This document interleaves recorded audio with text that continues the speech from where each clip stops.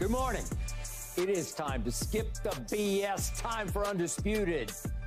Time to say good morning and good luck to Mr. Celtic Paul Pierce as the Eastern Conference Finals start tonight in Boston. You say you don't need any? Sweep, probably easy sweep. You said 5 maybe? 5 maybe. Yeah. So let's see, from here on, you'll just win, what, 8 out of the next 10? 8 dinners. Right? 8 dinners? 8 of the next 10, maybe 8 of the next 9? Yeah, maybe right? so. Maybe sweep the finals? T-Wolves? No sweeping. Well, and also, good morning and good luck to Keyshawn Johnson as his Lakers can only watch the Western Conference Finals as they look yet again for a new coach, apparently without much urgency. Is that correct? We are minding our business at the present moment, Skip, and on working the couch. We are working on some things. You know, that's what we're doing. We are minding our business and working on some things. So the Phoenix Suns just said, Budenholzer, we want it. We'll just, boom, we got him, right? New owner, new money. Oh. And you know how that goes when you get new ownership. They just do anything. They just do it. We take our time, nice and patient, make some great decisions along the way. You know, consultants, we put it together the right way. I heard you were a candidate. Is that true? No, I pulled my name out a long time ago. Did you really? You don't want to get fired by LeBron either. All right. Okay. Hey, they're doing a great job with 4 coaches in 7 years. They are. That's great impressive. Job. Yeah. Okay, we'll see how your young head coach starts doing tonight in these playoffs because here we go, game 1 in the East. Wait a second. Celtics are a 10-point home favorite. Oh, the line went up. Up. So, Paul, you've already given me 12 points for a dinner. What is the score tonight? I think Celtics, you know, they averaged about 120, 122 points in the year. I see them getting about 125. Okay. Winning by, you know, since I got a 12-point bet with you. Yes, you do. You better make the math work. It's going to be about 125 to 110. 125 to 110. Paul Pierce says 125 to 110 because... listen, Skip, they just came off a 7-game emotional series with the Knicks. Physical, emotional. Okay. They didn't even have time. I'm not even sure. I'm not 100% sure, but they probably most likely packed from New York after the series and games and flew straight to Boston. They didn't even have a chance to... Why would they go back home for 24 hours? Exactly. So they've been on the road weary for the last... weary, worn out. Worn out, physically and emotionally. And then you got to come into the Boston Garden. Now, I get, you know, the Boston Garden and Madison Square Garden is 2 different things. The Celtics haven't really took care of business, but they're well-rested. They've been waiting. They've taken care of all the little injuries you have that you get throughout the playoffs, thigh bruise, you know, jam finger, except for Porzingis. You know, I think we're going to need him eventually. You know, that's my only concern. But not against these lowly Pacers. No, not against the Pacers, I don't think. But the Pacers are better than you think. Don't get it wrong. They're better than you think. Interesting. You know, they've only played 1 game. Now, the Celtics won 3-2 on the series, but they've only played 1 game since the trade of Siakam. Yeah. They're 0-1. Okay. It's not a good sample size yet. No. Now, they're 2-2 in the games that Halliburton played. So, a lot of people aren't giving Indiana a chance. I'm not taking them lightly. You know, Halliburton You just said 125, 110. That's light. I'm not taking them lightly. I think we get the first game based on the circumstances. You know, quick turnaround. They got 1 day to prepare. You know, we've likely been preparing for both teams for the last 5 days. You know, we got them winning in 5. Man, that's light. But I think it'll be closer than you think.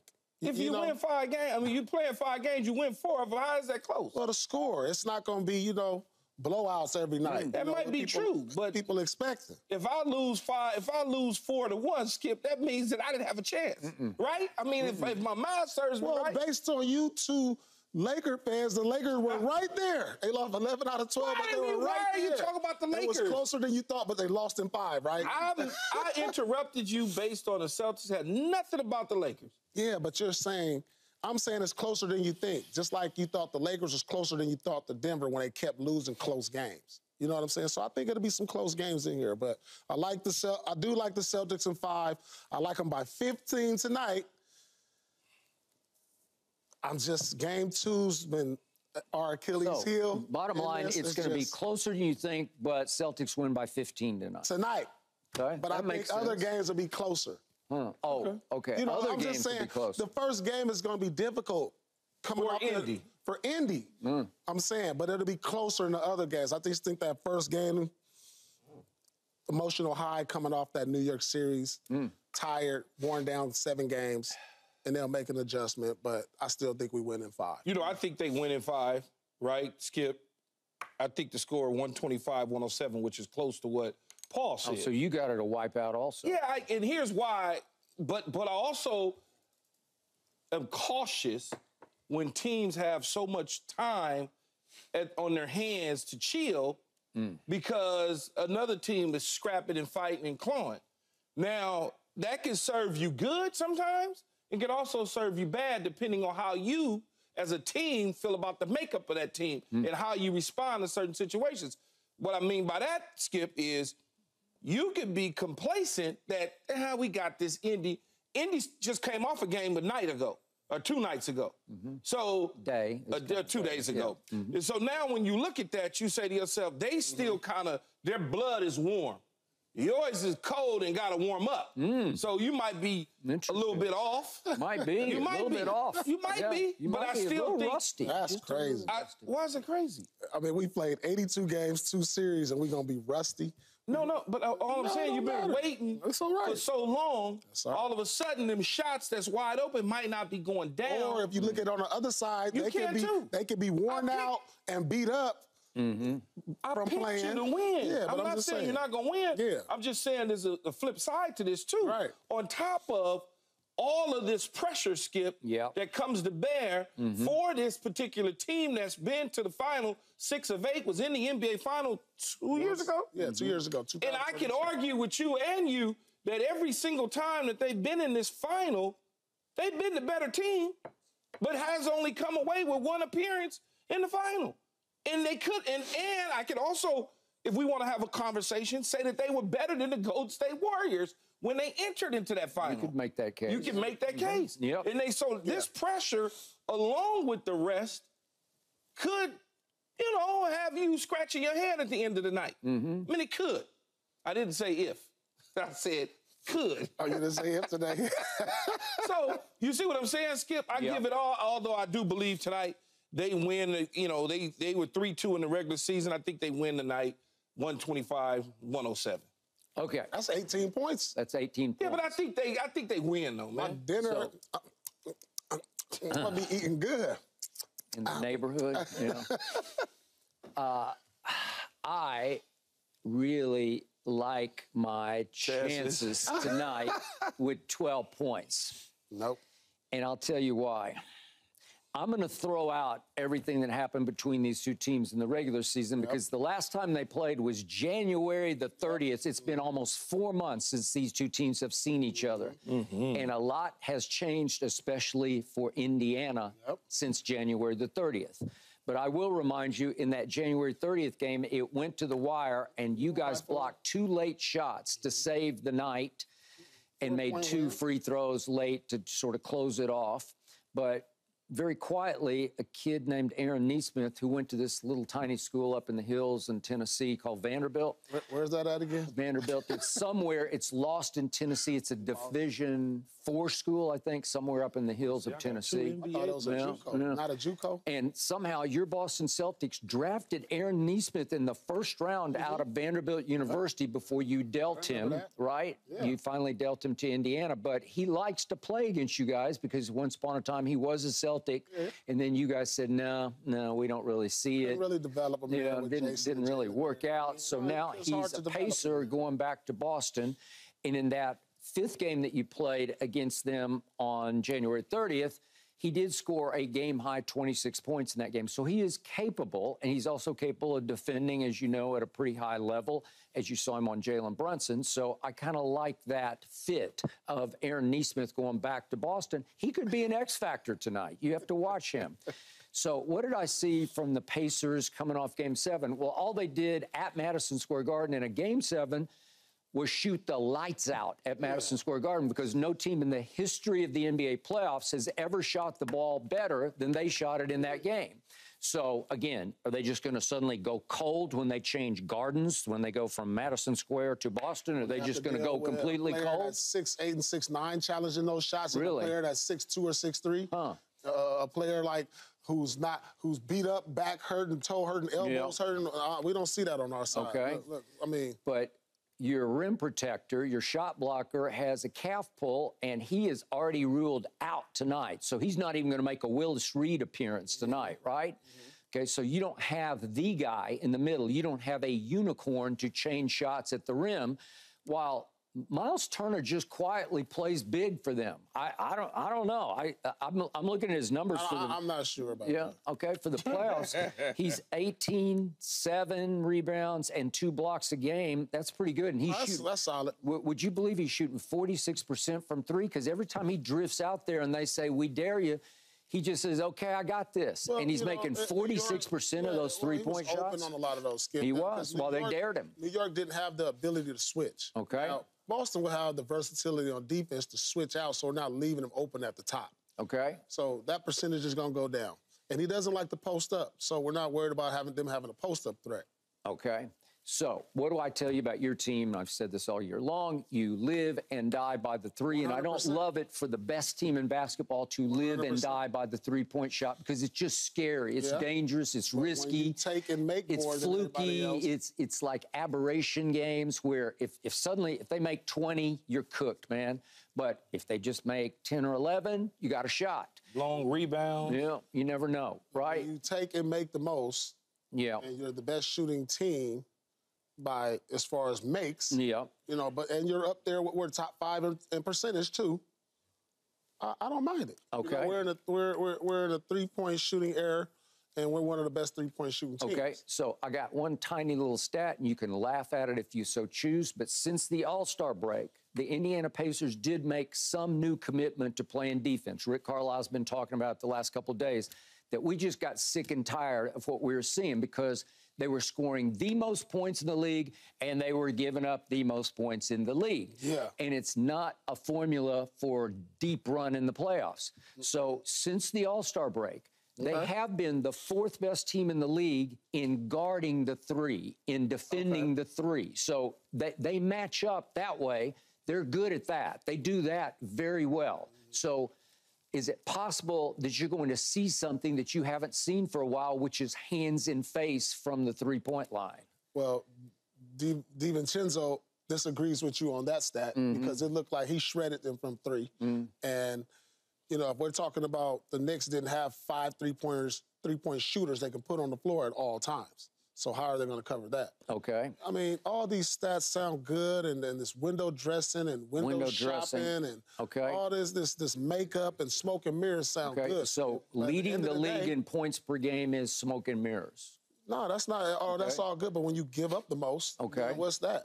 All right, and I'm going to give you guys this, and just offensive efficiency, when you pile up all the offensive stats, you guys were number 1, but they were number 2. So again, do you think they're afraid of you? What about defensively? Okay, you have been much better than they have been until they made a new commitment. So the season-long stats are going to be skewed a little bit because they were awful defensively, even though they did make it to the finals of the first ever in-season tournament, right, against your Lakers, Keyshawn. Yeah, but they got there. I think really they should be judged off of since Siakam's been there, because that's who their team is. Yep. So you could take all those games that before Siakam played and wipe them out. He came in mid-January. Yeah, so from mid-January on, that's who they are. Okay. Because they added an all-star piece, a championship leader. So that's who they are. But I just think great stats. You brought up some great stats that they sound real good. Okay, and by the way, they also, the Pacers, it wasn't just they were running and gunning, even though in pace they were second to, believe it or not, Washington in just pure pace. Just, Indiana 500 pace, right? Indy 500. Here, that's what they do. They're going to push it. Oh, man. Right? Looks good, sounds good.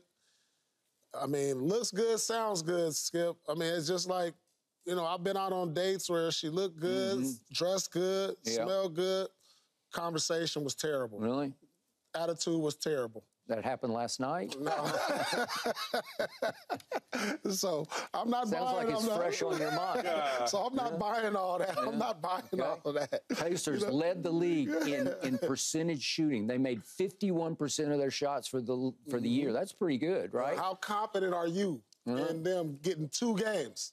I just like one game. So one game. Okay. Yeah, I think they get one. I mean, all those stats are all They're good. going to get one. Yeah. But we're talking about playing against the elite of the elite on both sides of the ball. You do have the Now, elite. you had Josh Hart, who was just manhandling before he got hurt. Yeah. He just was manhandling them. He had his way on the boards. He was driving coast to coast on them. Now they have to deal with 2 or 3 or 4 guys like that. Yep. I agree. How are they going to deal with that? All right. So how are you going to deal with Indy's bench? Because Indy's bench is better than your bench. I'll give you starting 5 over starting 5. But when I kept looking up, and here comes I like somebody. T.J. McConnell versus Peyton Pritchard. I like that. I like it. I wrote it down. I said that's big advantage for Indiana. That's not a big advantage. No? That's not a big advantage. I think it's a big advantage. No, that's not a huge against advantage. Peyton Pritchard? Yeah, Peyton Pritchard's scrappy. He's tough. They kind of similar in a way. No, T.J. more than scrappy. Yeah, he is. Peyton Pritchard, out there, he gets offensive scrappy, but rebound. T.J. is. They both legit. scrappy. Come on, they both gonna offset each other. I think T.J. better. Agreed. He might be slightly better. Okay. I mean, TJ could arguably be a starting point guard. Yes, I was about to say slightly. that. Good. For somebody. I think when you talk about guys that you bring off the bench, and we're talking about matching the energy, and that's what Peyton will do. He'll match his energy. Okay. He'll pick him up full court, but he's going to pick him up full court. All right. And don't let him get hot. Okay. Because he can score. He's a better scorer, Peyton Pritchard, than T.J. McConnell. All right. And so, I mean, I don't know in about many that. ways, I'm really not sure of that. Oh, Listen, man, TJ, I looked at the 5 can't even games shoot you threes. played. He don't shoot threes at all. He doesn't need to shoot threes because he can get his shot in the lane He can get to his anytime he spot. He can wants. get to his spot, but that's not an advantage. Okay. That's not the That's problem not for the me with y'all, advantage. though. The problem for me is y'all mindset. No, yeah, absolutely. What's your mindset? Our lack of focus at home. That's the problem for me, whether it's home, on the road, or whatever, because you got to lose some games on the road to be able to lose in a series. So it ain't just home. I mean, we haven't lost a game at home. I mean, on the road yet. But the lack of focus I'm talking about home is a concern. I'm talking about just in general, since the Brown and Tatum tandem has been together, okay? You went to one final. Yeah. You had 6 trips to the Eastern Conference final, but you went to one NBA final. So this time off is what worries me, the lack of focus. That's all. Where's your focus? Are you going to be in a situation where now you see what's on the West and you said you got 5 gunners out there, 5 of them. Let me ask y'all this. So you should win the NBA championship. You got the better team again. 100%. Again. You got the better team. Yeah. So that pressure feels like it may creep up at some point against this Celtic team and derail that yet again. Well, I think that's a good thing. When you have pressure and expectations, that's a good thing. When nobody expects anything from you, then... No, everybody expects for you exactly. to win. That's normal in Boston. That's we expect normal for you to do that. For a Celtic team. You know, these guys understand that. They've understood this for the last 3 years, and they've been through their heartaches. They've been through upsets, you know, and I think that builds character. I think it builds strength. And what I'm seeing from this team right now, who currently right now has the best record in the playoffs. They're 8-2, Skip. So all these things about, They're 8-2 against me and you right now. All right, what do you expect? You want them to be 10-0? No, I want. Wait a second. They're actually 8-2 against me and you. Yeah. Don't put him in this. Yeah, well, I'm talking about Clipper Paul, though. I'm not talking about Celtic Paul. You only can do what's thrown in front of you. Yeah. You know, so what's the expectation? Speaking of records, do you know what 15-14 is? 15-14 is the Celtics' home record over the last few years. 3 years. In playoff games. In the playoff games at home. 15-14 at home over the last 3 years. That is a concern for me. And by the way, yesterday you said, what's our road record now? Don't put out one without putting out the other. Okay, but we're not talking about a road game tonight. This is at home. Even if you did talk about the road game, as I said to you a minute ago, Paul, you got to lose at some point on the road to not get out of a round. You ain't just losing at home. You got to lose at some point on the road. And that's been y'all problem, whether it's at home or on the road. You still lost. So, therefore, you didn't get 4 victories and the other team did. Yep. That's why you've been at home. Absolutely. So, Paul, in 2022, you did lose a game 1 at home to Milwaukee. And then last year, you lost 2 game 1s at home. And again, there was the James Harden game where you scored 45 against Philly.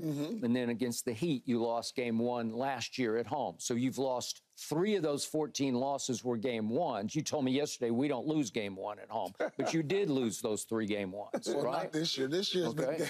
Big game, too. Been game 2 this year, Skip. Okay. This year, it was game 2. This year, they've lost 2 game 2s. Well, that's fine. But I think... So how do you explain that Jaylen Brown and Jason Tatum keep losing home playoff games, 15 and 14? I really don't get it, because home is where you should be playing your best basketball. Yeah. You should be able to rely on that. You play all year long to get home court advantage.